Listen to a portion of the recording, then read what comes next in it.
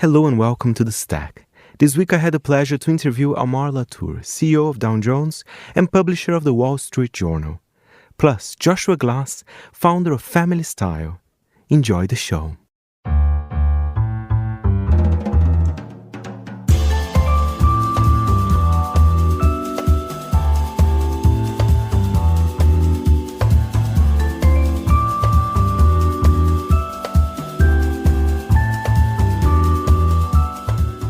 From Midori House in London, this is The Stack, 30 minutes of print industry analysis, and I am Fernando Augusto Pacheco. We start the show with Almar Latour, CEO of Dow Jones and publisher of the Wall Street Journal.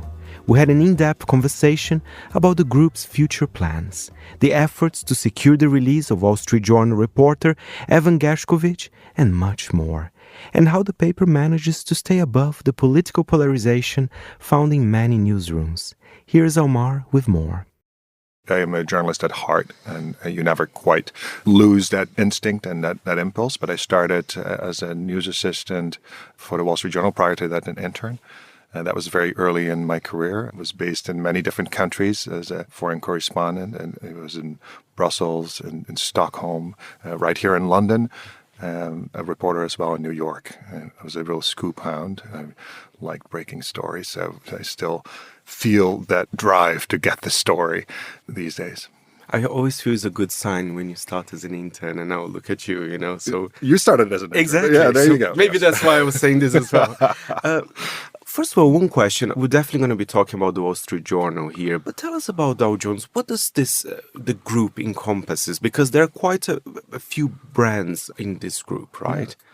It's a group of publications and verticals, if you will, a company that's focused on reliable information for business people to make decisions, for people in policy to make decisions, for people in their lives to make business decisions of sorts.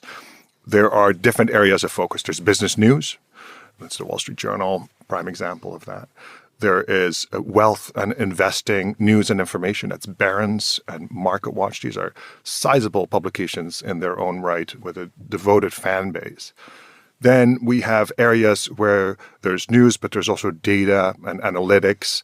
Energy is one area that is incredibly important to the world and to us as a business as well, where we offer data on different commodities, where we offer analytics and forecasting. There's a business that focuses on risk.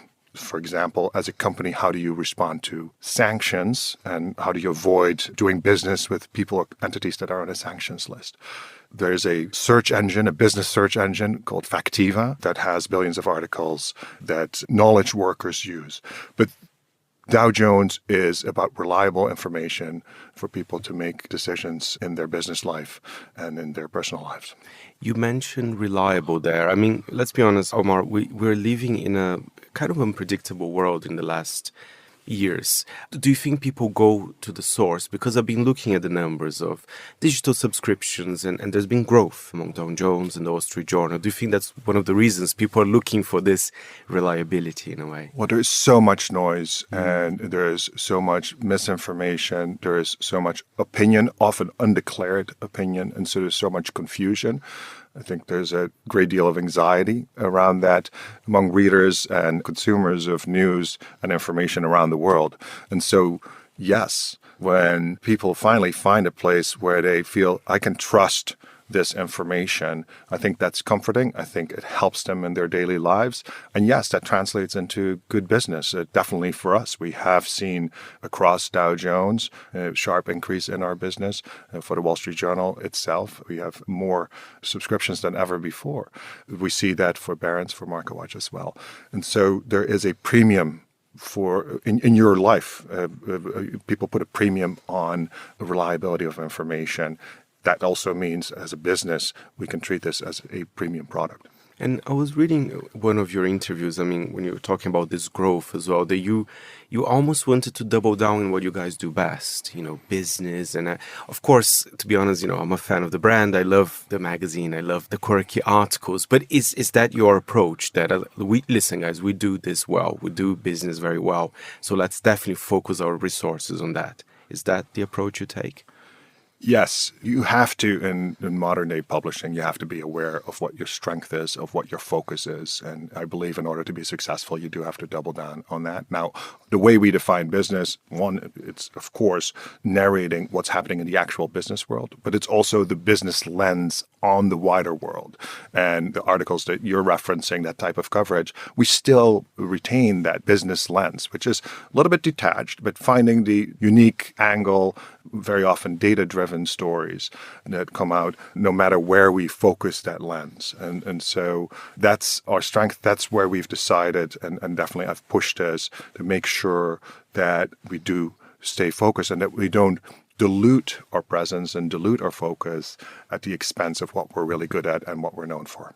And Almar, I must ask you as well about Evan Gershkovich. I mean, what a story. I remember when the whole thing happened here at Monocle as fellow journalists, we really felt for it. We covered a lot, but thankfully we had some good news. But how was it for your brand to be involved in this? Because it was a massive story globally. Yeah. It's been a massive challenge for journalism in a way. Yes, it is a global story. And that's in part, I believe, because of the passion that people brought to the cause of Evan's release. We saw that from the Wall Street Journal newsroom at a grassroots level, people being so passionate about fighting for their colleague. We saw it from Evan's family, his mom and his dad, his sister, who pushed so hard and really put themselves out there.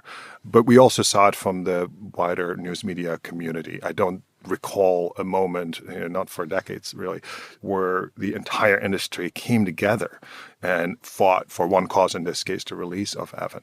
And that's because in addition to this freedom, of course, being incredibly important for a young man, just 32, when he was arrested for a crime that he did not commit. He's not a spy. That was so incredibly important, not just for Evan, but for the industry at large, because this is about press freedom. And press freedom around the world is under assault, first and foremost in autocratic countries like Russia. And for the news industry to make a concerted effort to fight that, I think is important. And so there was, I think, a lot of solidarity based on this could happen to anyone in journalism. We have to be loud about it. So from the start, I personally said, and our editor-in-chief, Emmett Tucker, also pushed hard to be loud about this, to not quietly let this happen, and put a spotlight on it. And as a result, I think press freedom has gotten a lot of attention that maybe otherwise it wouldn't have gotten quite to this degree. Evan is out. That was the most important thing. It was an amazing moment, and it was a difficult year and a half for him and for his family, and I think for everyone who knows Evan. But also, as a company, it was a difficult journey with a rare good ending.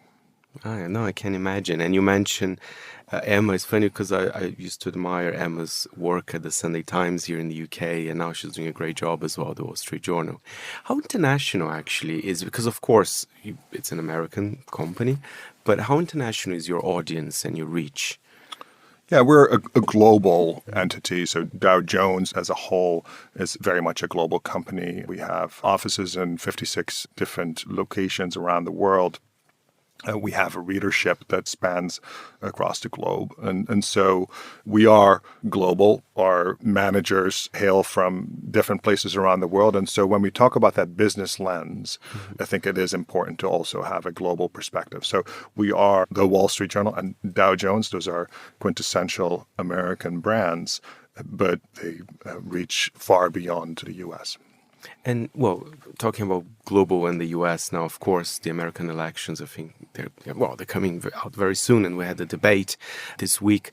How are you planning to do this coverage at the Wall Street Journal? Are there any lessons you've learned from the last two elections, which have been quite difficult, I guess, to report because, it's been quite, I don't know how to put the word, but yeah, kind of controversial, very unusual compared to the previous ones as well. Well, this is, of course, an important moment in history, like any U.S. election, but perhaps more so now because of the turmoil that the world finds itself in. And there's nothing more important than our newsroom to stay focused on the facts, to be unbiased, to be level-headed and to apply that business lens to be detached and cover this as emotionless as one can.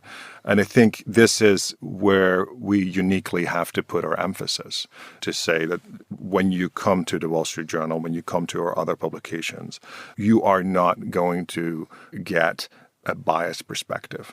Emma Tucker recently sent a note to the newsroom just reminding everybody that we have to check our own biases. When stories are written, you have to comb through them and make sure that there is not something that inadvertently is positioned in a way that declares a preference or an instinct, but that it's strictly focused on facts.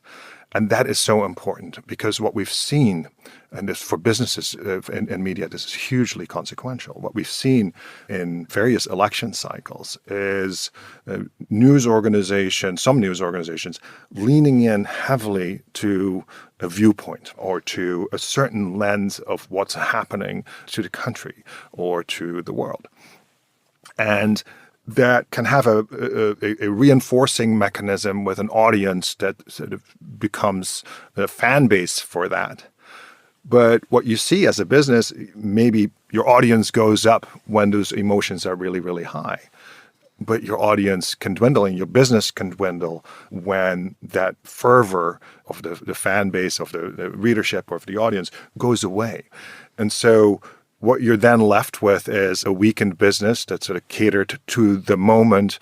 But the worst thing I think one can do as a media organization is to cede your credibility and show that actually, yes, you did have a bias, you did have a certain way of looking at things that wasn't perhaps entirely factual. You took implicitly or explicitly took sides.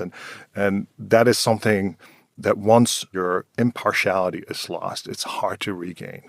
And we have managed through multiple election cycles to stay away from that, to make sure that our newsrooms are detached and are not declarative when it comes to political preferences. And so that is something that has to be earned every day. It has to be earned in the newsroom, but it also has to be part of a culture.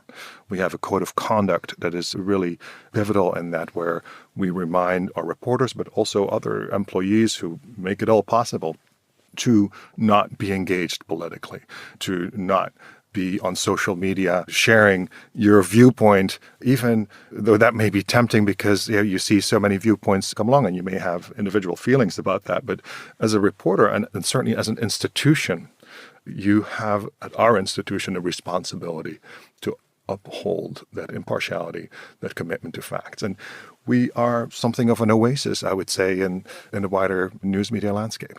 That's a very good point, actually, Almar. Super interesting. And one thing that I'm curious, we're talking about growth. I want you to talk about perhaps the plans for 2024, 2025. But I'm also curious, does print still play a big role for you? I love print. I love reading as well the Wall Street Journal in print. So I would like to hear it from you. Yeah, what's not to love about print, right? The tactile, the moments that you have, the tradition, the crinkling of the paper, the sound, the focused information that is presented, and the news choices that have been made that are there unapologetically, and here's how they rank.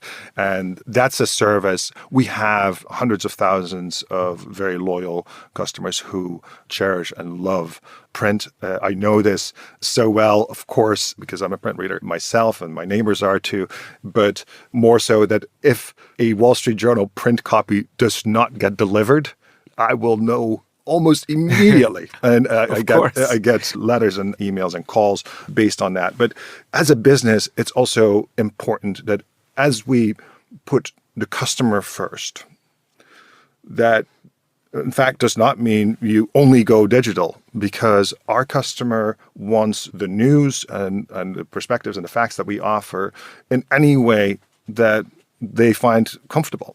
And print is very much part of that equation at this point.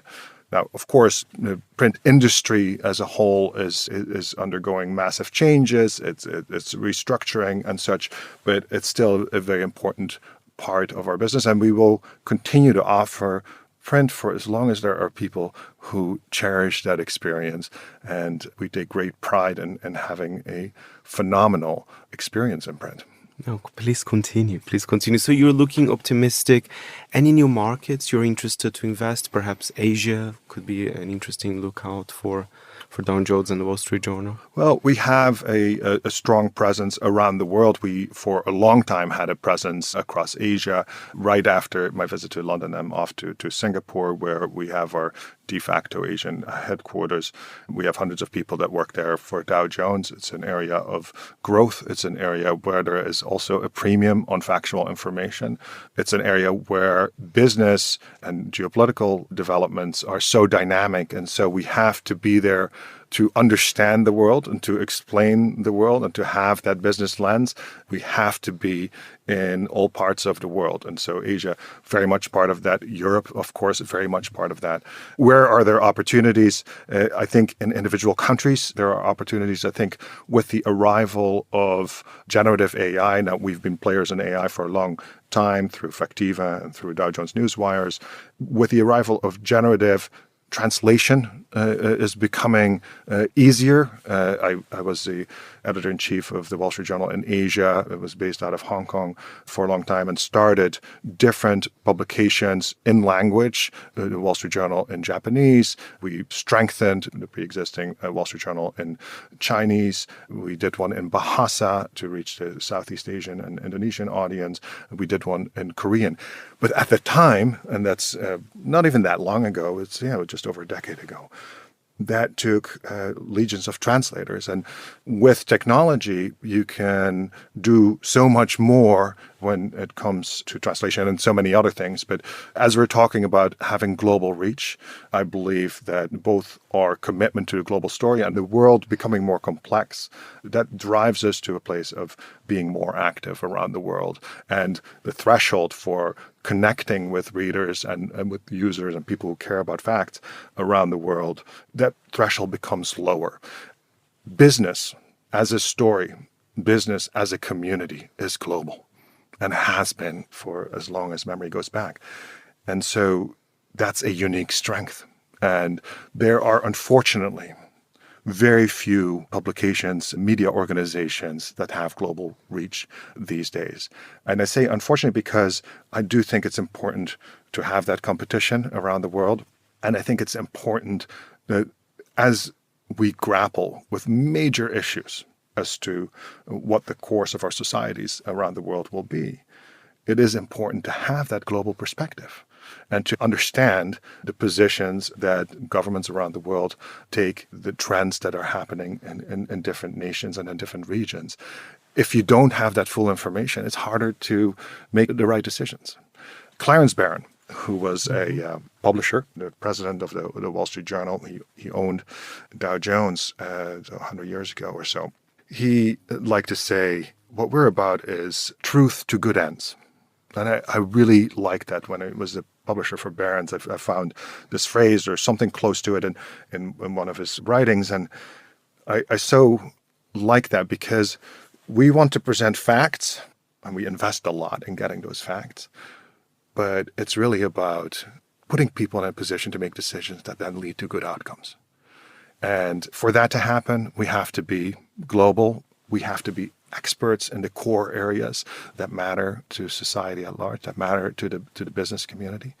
And so we're making sure that we go deeper in our knowledge, that we go wider with our global reach, that we can serve up our information to exactly how people want it, print included, but also in digital, also in video, also in audio, and make sure that we are available to as wide an audience as possible, but as deep as possible an information set available to them to make good decisions. Thank you very much, Almar Latour there, CEO of Dow Jones and publisher of the Wall Street Journal.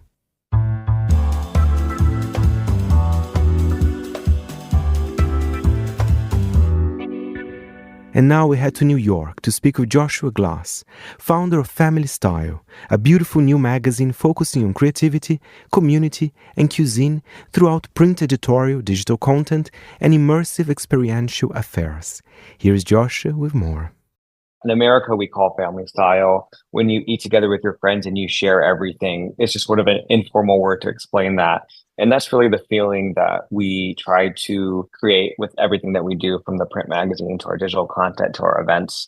We use food as a through line to everything we do because food is something that everyone understands. It's what brings people together, but it's also what sets people apart and what people establish their lives around, right? You remember the food you ate with your loved ones growing up and you pass that down to your loved ones now. And so everyone has a story, everyone feels it through food, and we explore that in the different mechanics of fashion, art, design, and culture. We're not a food magazine, but we use food as an expression to explore contemporary culture. There is plenty of food. I mean, Francis Malman as well. I think he's kind of the chef guest editor of the latest issue, right?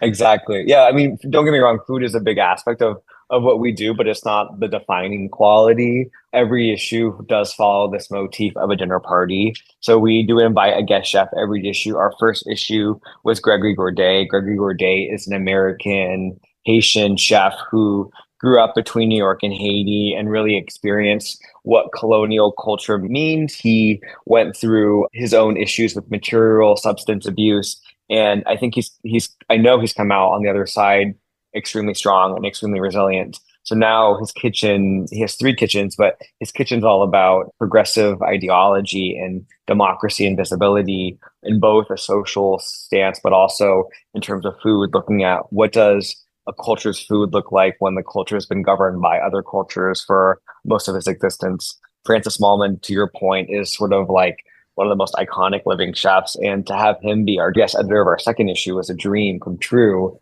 I chose Francis because Francis is a chef, but he's also an architect. He designs structures, but he also designs worlds that he himself is a star in, right? If you ever seen him on TV or if you've ever been to a dinner that he's created, Francis presents, it's like the theater. He speaks wholeheartedly and passionately about every course, and he gets very emotional about it in a way that is extremely inspiring and also extremely captivating. Our next issue, which we mentioned, comes out in October. Our guest issue is Lila Gohar, who is another kind of food artist, but in a very different kind of sort of circumstance. Lila creates these food installations and food sculptures that seem larger than life. That's because they are. Sometimes they're several football field long. Sometimes they're the size of the palm of your hand. So we love working with chefs in different capacities. We love understanding and questioning what does the chef mean today. And we love using chefs to look at ourselves and understand how our own relationship with food changes and develops and evolves over time. I know you worked in great publications before, but is this kind of the first magazine you actually found? It's 100%. Yeah, I've spent my entire career working at some of the best magazines around the world, but this is an entirely different kind of endeavor. We are independent. I founded it less than a year ago. And so it is, in a way, uncharted territory because we're driving it as we build everything. There's no sort of formula or road to follow. We're sort of trying as we go along. But do you feel like, following, the social media account of Family Style, I see that you guys do a lot of events. So in a way, it kind of matches, what the magazine is all about, talking about family style. So is that important? Exactly. Is it that important for the brand?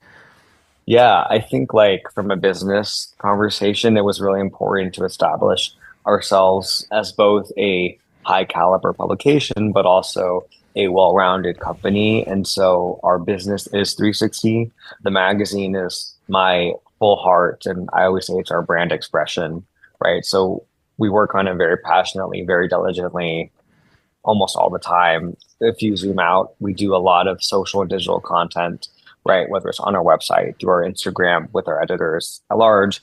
And then our events are really sort of the cherry on top. And that, as you just said, brings everything together and really allows our guests to feel the message in real life.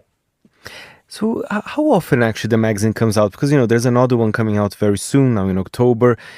Quarterly. Quarterly, okay, fantastic. And, Yeah. and give us more of a preview actually for issue 3. I know you can't review everything, which is absolutely fine. Yeah, of course. So we're quarterly because I thought quarterly was a really nice sort of frequency to work off. I started off working at a bi-monthly magazine, so 6 times a year. And that is a really hard pace. And I think also the rate at which people consume content is so different. So bi-monthly is really news driven and really sort of small pieces. If you look at the last 10 years or so, independent magazines that have launched are really been biannual focus, which is twice a year. And that to me feels like almost at the other end of the spectrum. It's almost too long of a lead time. And then you get these behemoth publications that are 400, 500 pages. And there are some stories that feel like they go on forever. I thought quarterly was a really nice pace in terms of our workload. I thought from a content side, it was nice that we followed the natural seasons of the Earth cycle, but also the fashion seasons and the art seasons. So we do follow spring, summer collections, fall, winter collections, and the 2 resort collections. But we also come out around all the different art fairs around the world. These are all really important touch points for us.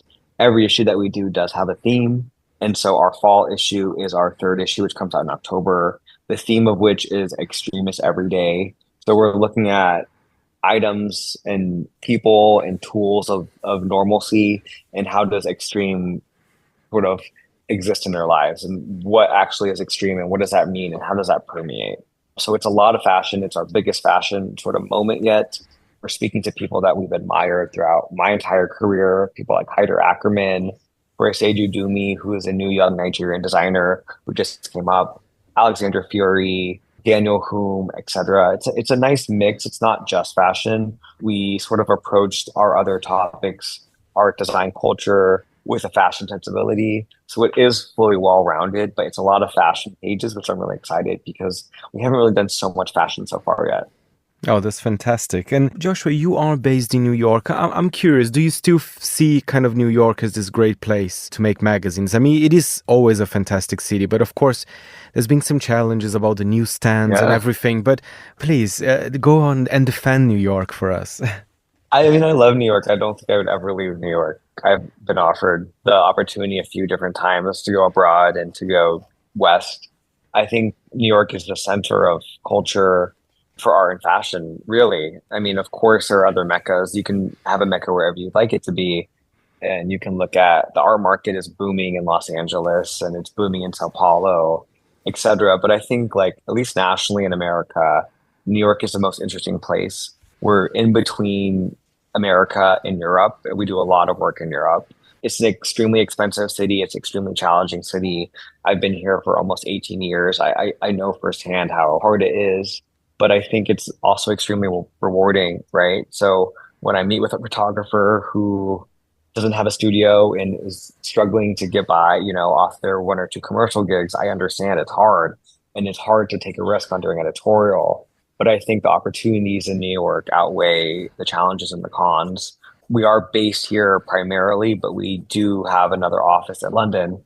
And London is a really big market for us. London is sort of like the gateway to Europe. Our fashion director, Nathan Klein, is based there, and we work with a lot of British photographers and British stylists. And of course, we shoot the most in Paris, Paris being the best place for fashion and the best place for models. But really, I think like New York is sort of a watering hole, right? Everyone comes to New York, really. So it's not a matter of when they're coming, it's a matter of when the right time is, if that makes sense. Thank you, Joshua Glass, founder of Family Style. Issue 3 will be out soon, and to find out more, go to family.style. And that's it for this week's show. My thanks as ever to our editor, Jack Juras. Any comments or queries, feel free to write to me, Fernando, at fp@monocle.com.